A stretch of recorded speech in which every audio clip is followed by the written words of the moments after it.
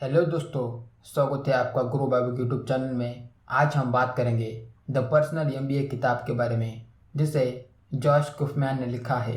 इस किताब की समरी को सुनने के बाद आप जानेंगे कि एमबीए करने वाले स्टूडेंट्स आखिर क्या सीखते हैं। इससे आपको बिजनेस के सभी कॉन्सेप्ट्स के बारे में पता चल जाएगा, जिससे आप खुद का नया स्टार्टअप या बिजनेस शुरू करने में आसानी होगी। About the author. जॉश कुफमैन एक इंडिपेंडेंट बिजनेसमैन, टीचर और ऑथर है। The personal MBA and the first 20 hours, इनकी ये दो किताबें इंटरनेशनल बेस्ट सेलिंग किताबें हुई है। बहुत से लोगों को ऐसा लगता है कि बिजनेस शुरू करना मेरे बस की बात नहीं, क्योंकि उन लोगों ने एमबीए किया नहीं होता। क्योंकि उन लोगों को पता नहीं है कि बिजनेस करना एक टैलेंट है, एक स्किल है। उन्हें एमबीए की डिग्री की कोई ज़रूरत नहीं है। एक इंसान ऐसा है जो उसके पास एमबीए की डिग्री तो नहीं है, पर वो इंटेलिजेंट और बिजनेस के प्रति नॉलेजेबल है, तो क्या वो बिजनेस कर पाएगा? इसी वजह से आज एमबीए करने वाले कई स्टूडेंट्स कंपनियों में काम करते नजर आते हैं, हालांकि उनके पास एमबीए की डिग्री होती है, और उसी कंपनियों के फाउंडर और सीईओ के पास कोई डिग्री नहीं होती। दोस्तों, अगर आप भी कोई स्टार्टअप या बिजनेस शुरू करना चाहते हैं तो आपको एमबीए की बेसिक नॉलेज और फंडामेंटल्स पता होना बहुत आवश्यक है। नर्वस होने की ज़रूरत नहीं है। आपको किसी इंस्टीट्यूट या किसी महंगे क्लासेस की ज़रूरत नहीं है। सिर्फ आपको द पर्सनल एमबीए बुक को पढ़ना चाहिए, या फिर आपके पास टाइम कम है तो इसकी ऑडियो बुक सुननी चाहिए। इससे आप बिजनेस से जुड़े हर कॉन्सेप्ट को समझ जाएंगे और फिर आपको बिजनेस करने में आसानी होगी। इस किताब के ऑथर कहते हैं कि किसी भी बिजनेस को चलाने के लिए या ग्रो करने में 5 प्रिंसिपल्स का बहुत बड़ा हाथ होता है। अगर आप इन 5 प्रिंसिपल्स का नॉलेज हासिल करते हैं तो आप किसी एमबीए स्टूडेंट से भी ज़्यादा इंटेलिजेंट और बिजनेस के मामले में स्मार्ट बन जाएंगे। तो चलिए दोस्तों, हम एक एक करके सभी प्रिंसिपल्स को देखते हैं और हमारे नॉलेज को बढ़ाते हैं। दोस्तों, अगर आप हमारे चैनल पर नए हैं तो अभी गुरु बाबू चैनल को सब्सक्राइब कीजिए, क्योंकि हम ऐसे ही किताबों के ऊपर कंटेंट प्रोवाइड करते हैं जिससे हम लाइफ में ग्रो कर सके। Principle number 1, value creation. सबसे पहले आप ऐसा प्रोडक्ट बनाइए जो लोगों को वैल्यू प्रोवाइड करता हो, ना कि सिर्फ लोगों को वैल्यू प्रोवाइड करता हो, बल्कि लाखों करोड़ों लोगों को वैल्यू प्रोवाइड करता हो। वैसे तो एक आइसक्रीम वाला भी लोगों को वैल्यू प्रोवाइड करता है, पर उसकी सर्विस उसके गांव तक ही सीमित रहती है।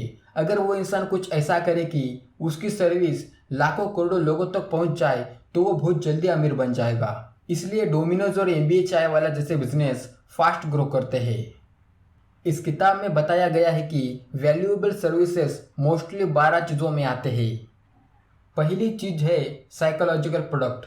आप एक ऐसा प्रोडक्ट बना सकते हैं जिसको यूज करने के बाद उन लोगों को उसकी क्रेविंग होती है, जिससे वो बार बार उस प्रोडक्ट को खरीदते रहेंगे। जैसे आज के टाइम में कोको कोला, टूथपेस्ट, चाय, पिज्ज़ा जैसे प्रोडक्ट लोगों के अंदर क्रेविंग पैदा करती है। इसके बारे में डिटेल जानकारी आपको द पावर ऑफ हैबिट किताब में मिल जाएगी, तो उस किताब को जरूर पढ़ना। दूसरी चीज है सर्विस। लोगों को आप एक सर्विस प्रोवाइड कर सकते हैं, जैसे कि लोग अपने हिसाब से आपकी सर्विस यूज कर सके। जैसे कि आप टैक्सी ड्राइवर या फिर दूध बेचने की सर्विस, या फिर घर तक हेल्दी वेजिटेबल्स बेचने की सर्विस कर सकते हैं, जैसे आज के टाइम में उबर और कंट्री राइड जैसे ऐप। तीसरी चीज है शेयर्ड रिसोर्सेस। आप एक ऐसा प्रोडक्ट बना सकते हैं या खरीद सकते हैं जो महंगा हो और वो प्रोडक्ट कई सारे लोग यूज करें, जैसे कि जिम खोले और उससे मंथली इनकम अर्न कर सकते हैं। चौथी चीज है सब्सक्रिप्शन। ऐसा प्रोडक्ट क्रिएट कीजिए जिसको लोग सब्सक्राइब करके मंथली या ईयरली सब्सक्रिप्शन ले सके, जैसे कि अमेजॉन प्राइम वीडियो या फिर नेटफ्लिक्स, कुकू एफएम जैसे ऐप्स और वेबसाइट्स बनाकर आप बिजनेस कर सकते हैं। पांचवी चीज है रीसेलिंग। बड़ी बड़ी कंपनियों से कम अमाउंट में ज़्यादा प्रोडक्ट खरीदना और बाद में उसे ज़्यादा अमाउंट में प्रोडक्ट बेचना, यानी प्रॉफिट कमाना। ऐसे आप भी बिजनेस शुरू कर सकते हैं, जैसे कि आज के टाइम में बिग बाजार और डी मार्ट जैसे बिजनेस रन किए जाते हैं। छठी चीज़ है एजेंसी। आप एक ऐसा बिजनेस शुरू कर सकते हैं जिसमें एजेंट का काम होता हो। जैसा कि आपको विदेश जाना है पर आपको विदेश की कोई भी जानकारी नहीं है, तो आप किसी एजेंट को हायर करते हैं जो आपको सही जानकारी देगा। सातवीं चीज है ऑडियंस एग्रीगेशन। आप एक ऐसी चीज क्रिएट कर सकते हैं जहां पर लोग इकट्ठा हो सके और इसके आपको पैसे भी चार्ज कर सके, जैसे कि फिल्म देखने के लिए थिएटर, पब्लिक को अट्रैक्ट करने के लिए म्यूजियम, बड़े बड़े पार्क या फिर मॉल बना सकते हैं। और आप देखते हो कि संडे के दिन लोग ऐसे ही जगह पर ज़्यादा जाना पसंद करते हैं और इसके पैसे भी चार्ज करते हैं। आठवीं चीज है लोन सर्विस। आप जरूरतमंद लोगों को ब्याज पर पैसे देकर और भी ज़्यादा पैसा कमा सकते हो। आज बड़े बड़े सेठ लोग ऐसा ही करके मुनाफा कमाते हैं। हालांकि यह तरीका बहुत से लोगों को गलत लगता है, पर कई लोग उसको बिजनेस ही समझते हैं। नौवीं चीज है लेस। दोस्तों, इस बिजनेस में ज़्यादातर नुकसान दिखाई नहीं देता। जैसे कि आप एक घर खरीद सकते हैं और उसे किराए पर दे सकते हैं। बड़े बड़े बिजनेसमैन बिल्डिंग्स बनाकर लेस पर देते हैं, यानी किराए पर देते हैं और मंथली इनकम अर्न करते हैं, और ये भी बहुत अच्छा बिजनेस है। इस बिजनेस में आप किराए के पैसों से ही दूसरा घर खरीद कर उसको भी किराए पर दे सकते हैं। मतलब ये बिजनेस में नुकसान तो नहीं है और प्रॉफिट बहुत ज़्यादा है, और ये बिजनेस आगे बढ़ता ही चला जाएगा। 10वीं चीज है ऑप्शन। स्टॉक्स मार्केट में पुट और ऑप्शन की सर्विस दे सकते हैं। 11वीं चीज है इंश्योरेंस। आप इंश्योरेंस कंपनी चालू कर सकते हैं जिसमें हेल्थ बीमा, लाइफ इंश्योरेंस या फिर कार इंश्योरेंस जैसी चीजें आती है। 12वीं चीज है कैपिटल। आपको शेयर मार्केट में पैसा लगाना होगा। जैसे कि कई कंपनी के पास बिजनेस मॉडल तो होता है, पर बिजनेस चलाने के लिए पैसा नहीं होता। इसके लिए कई लोग उनको फंड देकर बिजनेस स्टार्ट करते हैं। अगर बिजनेस ग्रोथ में आता है तो जो इंसान फंड देगा उसको भी उसका भागीदार होना पड़ेगा। दोस्तों, आप भी इन 12 चीज़ों में से कोई भी एक प्रॉफिटेबल या वैल्यूएबल प्रोडक्ट बेच सकते हैं या फिर सर्विस चालू कर सकते हैं। इससे आपका बिजनेस बहुत ही जल्दी ग्रो हो जाएगा। Psychology of product purchase. इसके बाद आपको लोगों की ह्यूमन साइकोलॉजी समझनी चाहिए। हो सके तो ह्यूमन साइकोलॉजी पर किताबें पढ़ना चाहिए, जिससे आपको पता लग जाएगा कि दरअसल लोग प्रोडक्ट क्यों खरीदते हैं। इस किताब में बताया गया है कि 5 रीजंस ऐसे हैं जिसके जरिए लोग प्रोडक्ट खरीदते हैं। इसलिए हमको इन 5 रीजंस को समझना बहुत ज़रूरी है, जिसके जरिए आपको प्रोडक्ट बनाने में आसानी होगी। अब समझते हैं कौन से वो 5 रीजन है जिससे हमें समझना होगा। Reason 1, drive to acquire. इंसान के अंदर किसी चीज़ को पाने की इच्छा आ जाए तो वो चीज़ खरीद लेता है। फॉर एग्जाम्पल बुक्स खरीदना या फिर मोबाइल खरीदना। जिसकी उसको इच्छा होगी वो चीज़ खरीद लेता है। Reason 2, drive to bond. हम नए दोस्त बनाने के लिए सोशल मीडिया का उपयोग करते हैं, या फिर हम विदेश में कनाडा, अमेरिका जैसे देशों में दोस्त बनाने के लिए इंस्टाग्राम का उपयोग करते हैं या फिर अदर ऐप्स का उपयोग करते हैं। Reason 3, drive to learn. हम नई लैंग्वेज सीखने के लिए ऐप्स का उपयोग करते हैं या फिर कोर्स खरीदते हैं। ऑनलाइन हो या ऑफलाइन हो, कुछ भी सीखने के लिए हम पैसे पे करते हैं, और ये एक बहुत बड़ा रीज़न है। Reason 4, drive to defend. खुद को और अपने परिवार को सेफ रखने के लिए हथियार और सिक्योरिटी गार्ड या फिर सेफ्टी कार जैसे कई इक्विपमेंट खरीदते हैं। Reason 5, drive to feel. हम कुछ नया फील करने के लिए मूवीज़ देखते हैं और घूमने के लिए जाते हैं या फिर कुछ एडवेंचर करते हैं। तो दोस्तों, इन रीजंस को सुनकर आप अपना प्रोडक्ट बना सकते हो या फिर अपनी सर्विस कैसी होनी चाहिए ये भी डिसाइड कर सकते हो। Understanding market. दोस्तों, इसके बाद हमें मार्केट को एनालाइज करना भी बहुत ज़रूरी होता है। आप एक बार मार्केट को समझ लेंगे तो आपको कौन सा प्रोडक्ट बनाना है या फिर कौन सी सर्विस प्रोवाइड करनी है डिसाइड कर सकते हो। इसलिए इस किताब में कुछ चीज़ें बताई गई है और हमें उसे समझना बहुत ज़रूरी होता है। Number 1, urgency. लोगों को आपका प्रोडक्ट कितना जल्दी चाहिए, अर्जेंटली चाहिए, ये चीज़ को ध्यान में रखकर आपको प्रोडक्ट बनाना चाहिए।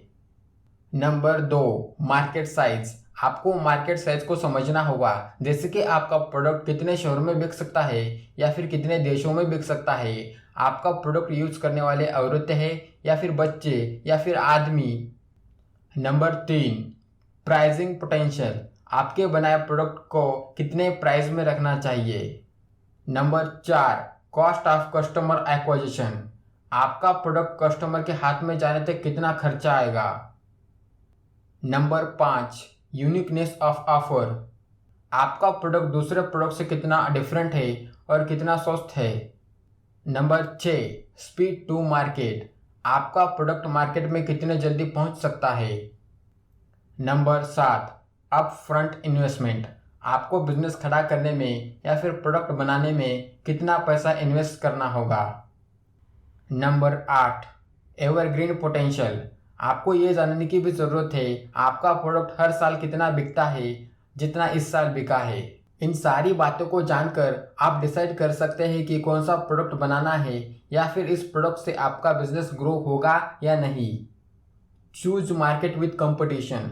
आपको ऐसा प्रोडक्ट सर्विस करनी चाहिए जिसका कंपटीशन हो। इससे आपको समझ आ जाएगा कि लोगों को उस चीज़ की ज़रूरत है।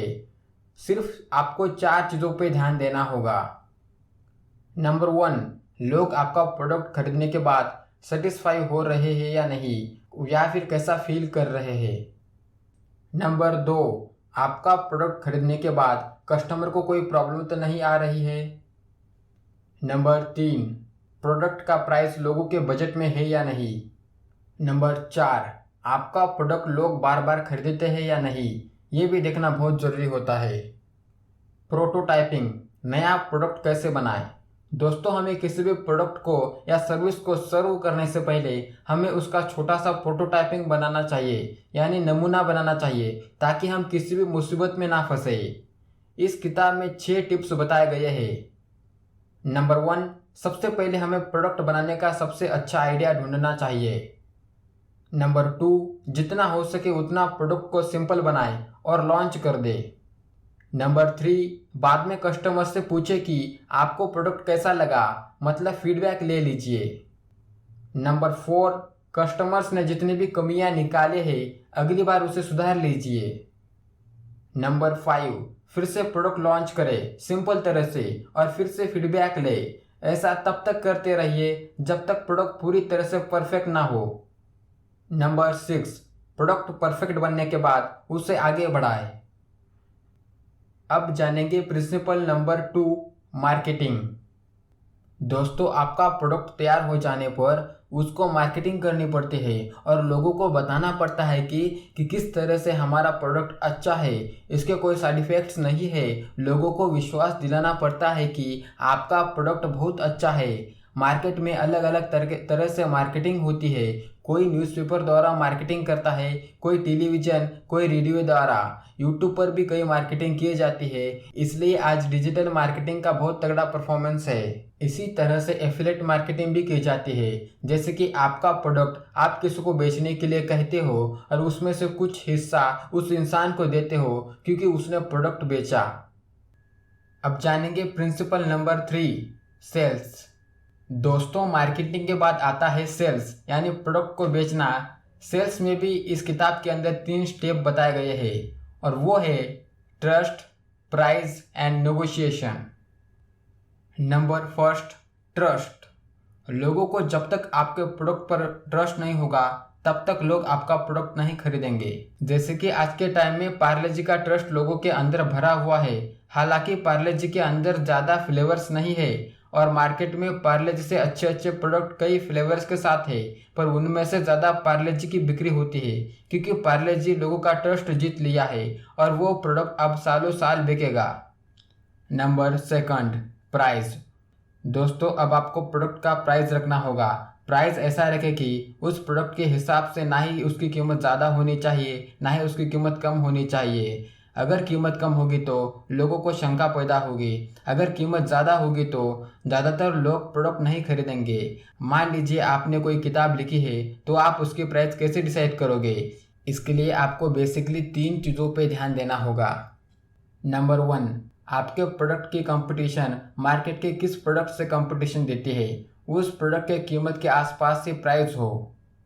नंबर 2, आपके प्रोडक्ट की प्राइस कम ना रखें क्योंकि लोगों के मन में शंका पैदा होगी और प्रोडक्ट नहीं खरीदेंगे। नंबर 3, अगर आप चाहते हैं कि आपके प्रोडक्ट की वैल्यू मार्केट के प्रोडक्ट की वैल्यू से ज़्यादा हो तो आपको प्रोडक्ट की कीमत ज़्यादा रखनी होगी और उस प्रोडक्ट में नए फीचर्स जोड़ने होंगे और ज़्यादा समय तक प्रोडक्ट की गारंटी वारंटी दे सकते हो तो दे दो। इससे लोगों के अंदर ट्रस्ट बिल्ड होगा। Step 3, negotiation. कई बार आपको प्रोडक्ट के ऊपर नेगोशिएशन भी करनी पड़ती है। ज़्यादातर कस्टमर प्रोडक्ट नहीं लेने के 4 बहाने बनाते हैं। लोग बोलेंगे कि कीमत ज़्यादा है, तब आपको प्रोडक्ट के नए फीचर्स बताने होंगे और इसे लेने के फ़ायदे बताने होंगे। लोग बोलेंगे कि यह कुछ काम का नहीं, तब आपको कस्टमर से ऐसा महसूस करवाना होगा कि प्रोडक्ट बहुत काम का है। लोग बोलेंगे कि अभी नहीं चाहिए, तब आपको बोलना होगा कि प्रोडक्ट की प्राइस आज कम है, कल उसकी प्राइस बढ़ने वाली है। लोग बोलेंगे कि मेरे पास पैसा नहीं है, तब आपको उनके लिए लोन सुविधाएं प्रोवाइड करनी होगी। अब जानेंगे प्रिंसिपल 4, वैल्यू डिलीवरी। दोस्तों, अगर आपको अपने बिजनेस को ग्रो करना है तो आपको प्रोडक्ट की वैल्यू डिलीवरी करनी होगी। इसका मतलब है कि आपने देखा होगा कि कई कंपनियां अपने प्रोडक्ट के ऊपर वस्तुएं फ्री देती है, जैसे कि कोलगेट के अंदर ब्रश देना, चिप्स पैकेट के अंदर खिलौने देना। ऐसे कई तरीके से कस्टमर को वैल्यू डिलीवरी पहुंचा सकते हैं। अब जानेंगे प्रिंसिपल नंबर 5, फाइनेंस। दोस्तों, आपके बिजनेस के फाइनेंस को समझने के लिए हमें 6 चीज़ों को देखना पड़ेगा। पहला है प्रॉफिट मार्जिन। किसी भी कंपनी के प्रोडक्ट को बेचने के बाद जो भी फायदा या मुनाफा मिलता है उसे प्रॉफिट मार्जिन कहते हैं। दूसरा है वैल्यूएशन। कोई भी कंपनी कितनी रिच है और कितनी अच्छी ग्रो करने वाली है उसका एनालिसिस करने को वैल्यूएशन कहा जाता है। कंपनी का वैल्यूएशन देखने के लिए 4 चीज़ों पर ध्यान देना पड़ता है। पहला है बिजनेस रेवेन्यू, यानी कोई भी कंपनी मंथली या ईयरली कितना इनकम जनरेट करती है यह देखना। दूसरा है प्रॉफिट मार्जिन्स, कंपनी को कितना प्रॉफिट हो रहा है यह देखना। तीसरा है बैंक बैलेंस, कंपनी के बैंक अकाउंट में कितना पैसा है यह देखना। चौथा है फ्यूचर आउटलुक्स, आपकी कंपनी फ्यूचर में कितना पैसा कमा सकती है इसका अंदाज़ा लगाना। इन 4 बातों को एनालाइज करके वैल्यूएशन किया जाता है। अब जानेंगे थर्ड, कैश फ्लो स्टेटमेंट। इसका मतलब है कंपनी के बैंक अकाउंट में कितना पैसा आता है, कितना पैसा जाता है, यही है कैश फ्लो। 3 स्टेप में आता है। ऑपरेशंस, प्रोडक्ट को खरीदने या बेचने के ऑपरेशंस में पैसा का कैश फ्लो होता है। इन्वेस्टिंग, जब कंपनी इन्वेस्टमेंट करती है तब भी कैश फ्लो होता है। कैपिटल, जब कंपनी पैसा लोन पर देती है तो इसमें भी कैश फ्लो होता है। कंपनी के कैश फ्लो में ध्यान देना बहुत ज़रूरी होता है। Number 4, income statement. Company profit में है या लॉस में जा रही है उसे समझने के लिए इनकम स्टेटमेंट का उपयोग किया जाता है। जैसे कि एक स्पेसिफिक टाइम में कंपनी ने कितना इनकम जनरेट किया है इसे समझकर इससे समझ में आता है कि कंपनी प्रॉफिट में आ रही है या लॉस में जा रही है। Number 5, balance sheet. Balance sheet को देखकर पता चलता है कि किसी भी निश्चित समय में कंपनी किस चीज़ की मालिक है और कौन सी चीज़ उसने उधार ले रखी है, जैसे कि लोन आदि। एसेट्स, ऐसी चीज़ें जिस पर कंपनी का मालिकाना हक है, जैसे कि प्रोडक्ट, प्रॉपर्टी, इंस्ट्रूमेंट आदि। लायबिलिटीज़, वो चीज़ें कंपनी ने उधार ले रखी है, जैसे कि property, rent, bank loan. Number 6, important terms. दोस्तों, इस किताब में फाइनेंस से जुड़े कुछ इम्पोर्टेंट टर्म्स बताए गए हैं, तो चलिए दोस्तों कौन से वो टर्म्स से जानते हैं। Number 1, compounding. नंबर 2, लेवरेजिंग, किसी भी पैसों को उधार लेना और इन्वेस्ट करना, उससे ही प्रॉफिट कमाना। नंबर 3, फंडिंग, जो लोग बिजनेस पर पैसा लगाना चाहते हैं उनसे पैसे लेना और पार्टनर बनना। नंबर 4, बूटस्ट्रैपिंग, बिना फंडिंग के ही बिजनेस चलाना। तो दोस्तों, जितने भी स्टूडेंट्स MBA करना चाहते हैं उससे पहले इस किताब को ज़रूर पढ़ें। लास्ट में यही कहना चाहूँगा, बिजनेस या नया स्टार्टअप चलाने के लिए MBA की ज़रूरत नहीं है, टैलेंट की ज़रूरत है। तो चलिए दोस्तों, जल्द ही मिलते हैं अगली वीडियो में। अगर वीडियो पसंद आए तो सब्सक्राइब और लाइक ज़रूर करना। Thank you.